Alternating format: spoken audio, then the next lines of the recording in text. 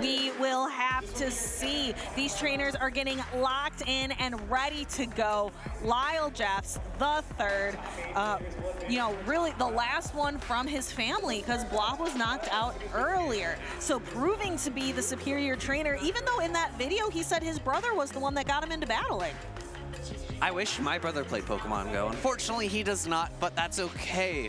Superior, but no superior to be seen here. LyleJeffs with that Poliwrath, one of the few Poliwraths that's really made its impact here. Shadow Sableye also making a big name for itself. We'll have to see how that plays into Motiks' team. Both players have locked in. Let's get started.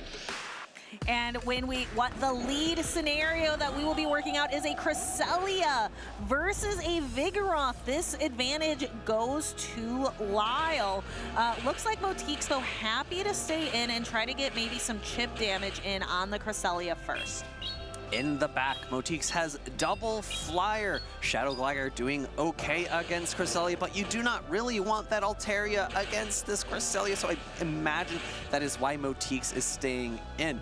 Only neutral damage coming from the Cresselia, even though Vigoroth is a pseudo fighter, because Vigoroth is just a normal type. Shielding up the Future Sight is smart because it will do so much neutral damage. Second Body Slam coming through. Cresselia so bulky, doesn't even need to think about shielding. No, Lyle knows it can preserve those shields later on for a Pokemon that might need them a little bit more, like that Shadow Gligar. He's got two extremely bulky Pokemon, and then Shadow Gligar is more frail and able to, but able to put out a lot of damage. Just like that Future Sight was able to do a ton of damage to that Vigoroth. Great charge attack tie here from Motiks, recognizing that LyleJeffs is likely only going to throw the Grass Knight. Shield coming up to either force the second shield out of Motiks or win switch advantage. LyleJeffs recognizing, hey, Grass Knot's enough. Motiks accepting losing switch advantage, coming in with the Shadow Gligar for a large farm down. Yeah, but I think it might have to take a Grass Knot before being able to exit the matchup with a lot of energy. So the Grass Knot will connect, doing neutral damage to the Shadow Gligar, 2 wing attacks more, and that is a lot of energy going to be able to be thrown into either Lyle's own Shadow Gligar or the Lickitung. Looks like Lyle opting for the Shadow Gligar and then perhaps setting up the Lickitung, just trying to outbulk what is ever in the back. Good patience from Motiks there. I believe he waited one turn before throwing that Aerial Ace. Didn't want to allow a catch because had the Lickitung pivoted in, it wouldn't have been quite as effective as throwing a dig. And of course, you're never going to want to throw a dig at a Shadow Gligar. Absolutely not. That would be such a waste of precious energy, and energy management is huge in this game. So we have the Aerial Ace get blocked, and now we have the Lickitung. Lickitung is free to throw its charged attacks. Every single one of them will land, but it is the Altaria in the back. So Lickitung is going to be forced to utilize just its same type attack bonus, charged attack of Body Slam. It gets there very quickly. Both of these Pokemon really rely on fast attack pressure. I think LyleJeffs, though, has a bit of an advantage with that shield advantage that he is going into this matchup with. Importantly, Motiks saved and stored a Aerial Ace. Now, LyleJeffs has to make a decision. No shielding the Moonblast makes a lot of sense because he knows that there's Aerial Ace in the back, but it's going to do a lot of good neutral damage. I was actually a little surprised to see Motiks opt for that charged attack. Body Slam coming through, going to knock out this Altaria. It is. The Altaria is going to get knocked out of the sky. The Shadow Gligar will come back, and it has that Aerial Ace stored. It can comfortably get a bunch of energy and has 2 Aerial Aces now. 1 for the shield and maybe 1 for the knockout. But Lyle also has that Shadow Gligar in the back still at low health. I was a bit surprised to see that shield coming from Lyle, given the energy that Motiks had. I believe Lyle does have 1, maybe 2 wing attacks. Actually is energy dry. It's going to come to a fast attack down, and LyleJeffs has the Gligar that survives that fast move race. that was down to just a couple of hit points on either side. Could have swung that matchup. The precision from these trainers is truly remarkable. I'm really looking forward to rewatching the endgame here in the replay. We can see first, though, the Cresselia knocking out the Vigoroth and then getting a lot of damage into this Shadow Gligar before Lyle kind of sets up his Lickitung to do well in the back after all the shields are down on Motik's side. Aerial Ace picking up the knockout and a fast attack down, just barely, not enough health on Motik's side. And with that, Lyle has just stopped the win streak that Motiks had up until this point. That's his first loss since Gordon the Flash yesterday. Yeah, so if anyone's going to put a stop to a win streak, I think that is LyleJeffsIII. He is on fire, definitely one of the best battlers in North America, and he has the titles and the championship points to back up that claim. So much neutral play from the team he opted to bring there. Lickitung, Shadow Gligar are mainstays in this meta for a reason. Altaria for Motiks just not quite strong enough to push back from those neutral matchups from LyleJeffs. And incoming, we have Shadow Gligar into Altaria. Remember, this is the winners finals. We are now in a best of 5 scenario. So Lyle has 2 more wins to go. Motiks is going to try to put a stop to it. Aerial Ace coming through, going to do a bit of chip damage to this Altaria, and it's going to go for either the Sky Attack or Moonblast. We saw last game, Motiks opted for the Moonblast. Sky Attack going to be the move choice here because of how much damage is being applied because of the Shadow variant of Gligar taking just that much more damage from the Dragon Breaths. And we will see this Aerial Ace incoming. Will Motiks decide to shield? Just kind of bouncing back and forth, makes the decision not to. Puts the Altaria very low. Will it get to a Sky Attack? Not quite. But LyleJeffs is not going to risk it. Wants to knock this Altaria out of the sky and maintain switch advantage. Winning switch advantage, but at the cost of a Protect Shield. Can he get to this Aerial Ace? He can. Motiks unable to get the fast attack down. Aerial Ace coming through, going to do a good amount of chip damage back to Motiks, but Motiks recognizing the strength of that Vigoroth in the back, and in comes Lickitung. I wouldn't be surprised to see Motiks throw a charge attack and potentially pivot into that Vigoroth. Vigoroth going to be facing up against LyleJeffs' Cresselia. The question becomes is, will the shield advantage play an important role in that matchup?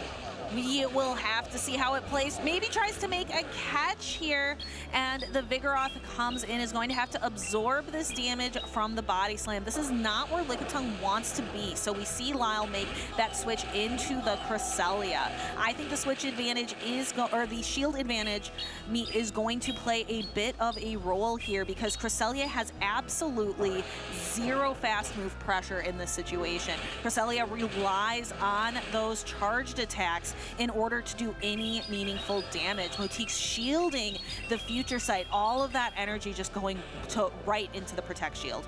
I'm a bit surprised to see LyleJeffs go immediately for this Future Sight. However, maybe predicting that Motiks was going to opt for a no shield, expecting a Grass Knot.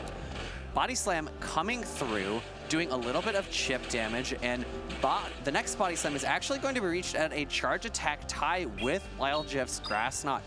Cresselia not threatened to be knocked out by this Body Slam quite yet. Going to be really close in range for a counter down afterwards. Motiks putting up a second shield. Yeah, Motiks, I think I can see that same strategy, Alpha Phoebe, maybe going for a counter down, but instead actually swapping out, and Motiks using the energy right away. The Lickitung was pretty energy dry, and we actually see Lyle go for the shield. Motiks might be able to get to a dig here at the same time as the Body Slam and gets to go there first. Will this knock out? It's going to be really close. I think if it does, that's still okay for LyleJeffs because it will prevent a fast attack down. We actually saw both trainers pause there. LyleJeffs did not want the Vigoroth to come in and get any extra energy, and Motiks now is in a race. Counter versus Psycho Cut. Psycho Cut reaches the Future Sight, and Future Sight is going to do a lot of neutral damage against this Vigoroth.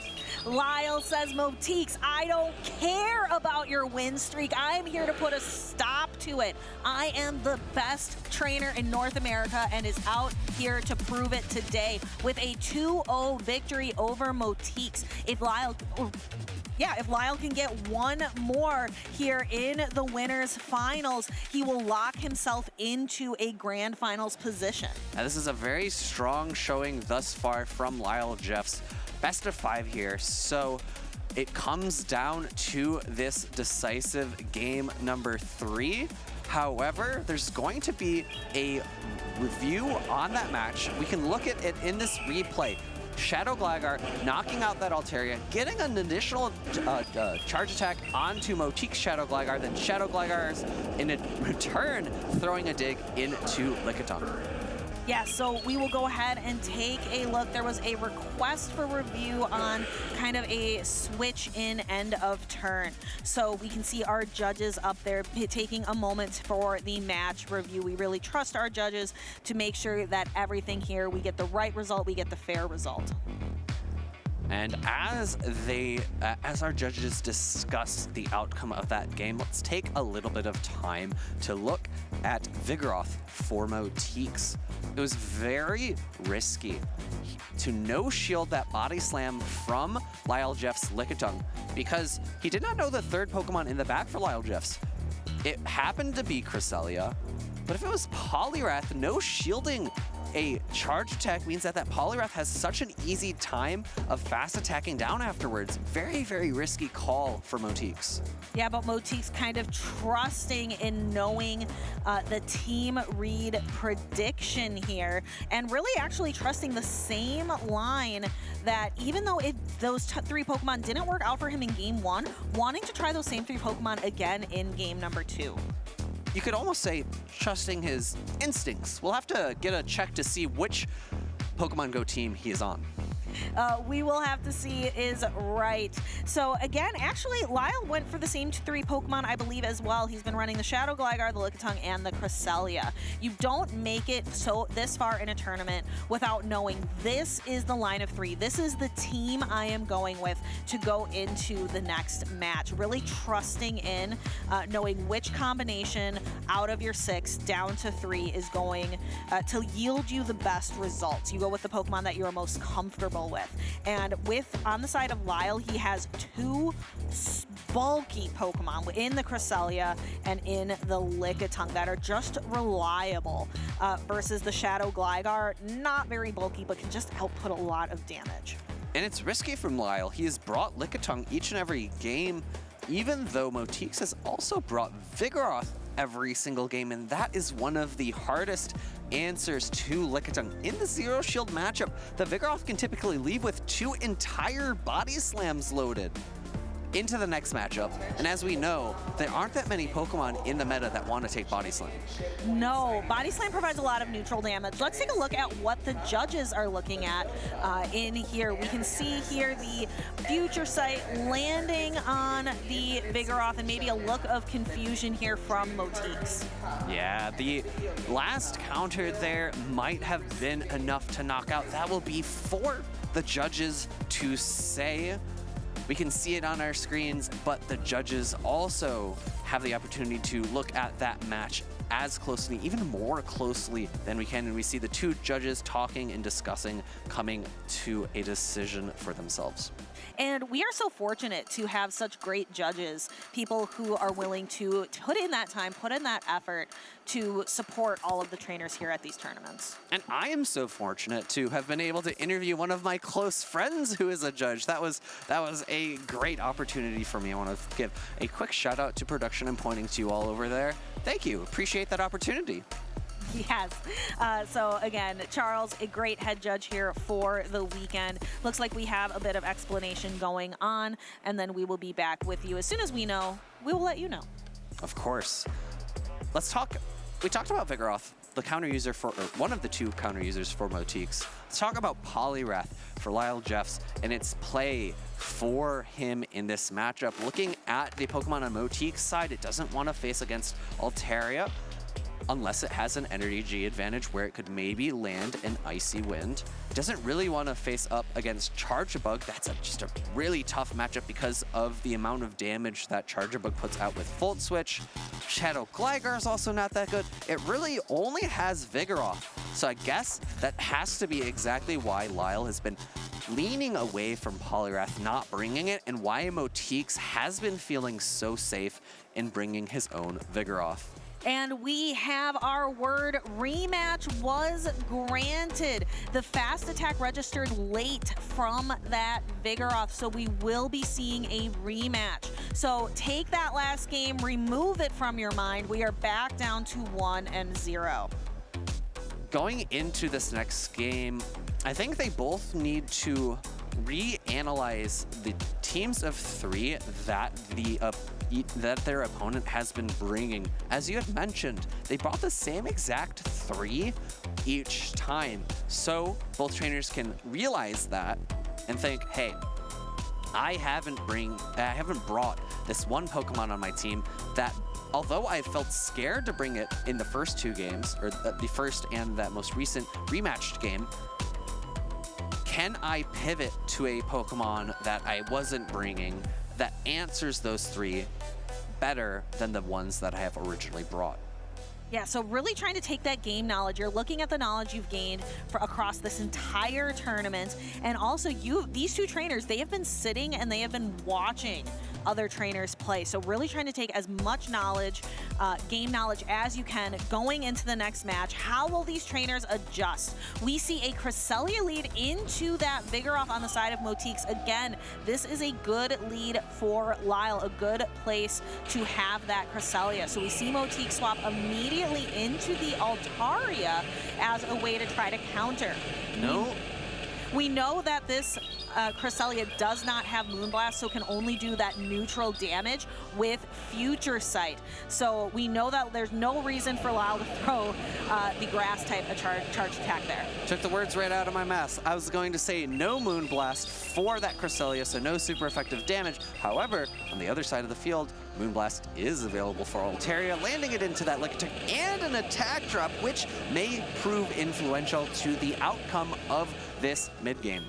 Yes, and even though these trainers had perhaps an opportunity to switch up their lines, they are still bringing those three core Pokemon. The Gligar, Lickitung, Cresselia combination, the Vigoroth, Shadow Gligar, and Altaria combination. That's what these trainers believe in. They know they can see win conditions with these Pokemon. Something I believe that Speedy's Chief is well known for. You have infinite win conditions at the start of a match, but they start to whittle down until you maybe only have one remaining.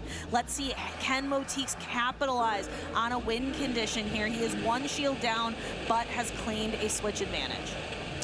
Aerial Ace unable to be thrown due to the timing of Motiks' Sky Attack. Sky Attack would do a lot of good neutral damage to Shadow Gligar, so a shield is no surprise. Immediate swap from Motiks into the Vigoroth, recognizing, hey, the Lickitung's already gone. I don't mind giving up that switch advantage that I had won with a shield because I know my opponent is going to get the Cresselia on Vigoroth anyways.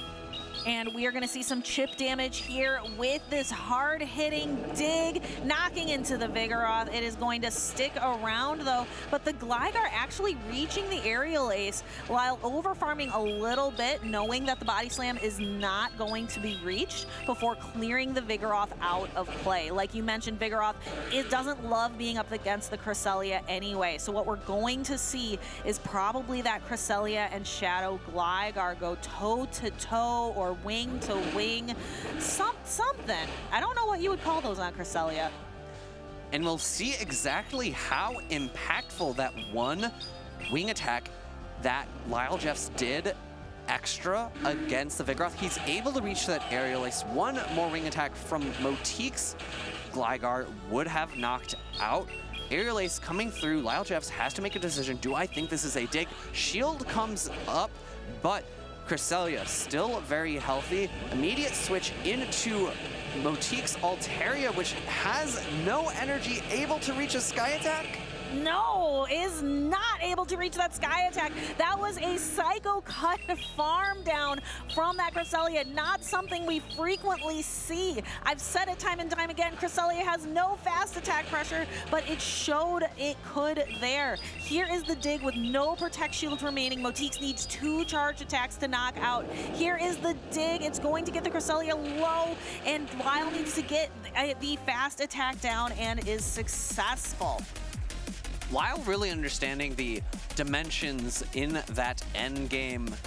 Even though Grass Knot is not as hard-hitting as Future Sight, recognizing if I throw the Grass Knot and my opponent knows shields, I am going to be able to get the Psycho Cut down. Back into the game, Altaria able to win switch advantage against that Lickitung. Gligar able to take out the Vigoroth because the Altaria switched out, and Altaria just barely not able to reach that Sky Attack, and LyleJeff going up to 150 energy with those Psycho Cuts. A bit of a misnomer going, you reach the 100 energy and you can't go any further. So relying just on fast attack damage, which is remarkable considering Psycho Cut does basically no damage, even when it's super effective. You've reached the top of the mountain and you're like, I still want to climb higher. Where are those extra rungs and ladders for me to climb? No, you can't go above 100 energy even if you try.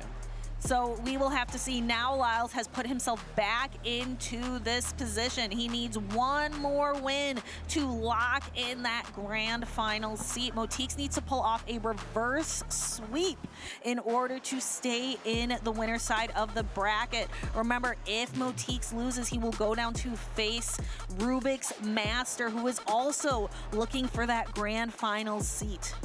I think Motiks will have to try to align Vigoroth a little more cleanly. 2 games in a row, Lickitung getting away scot-free. I don't know if either of these trainers named Scott, but Scott is completely free.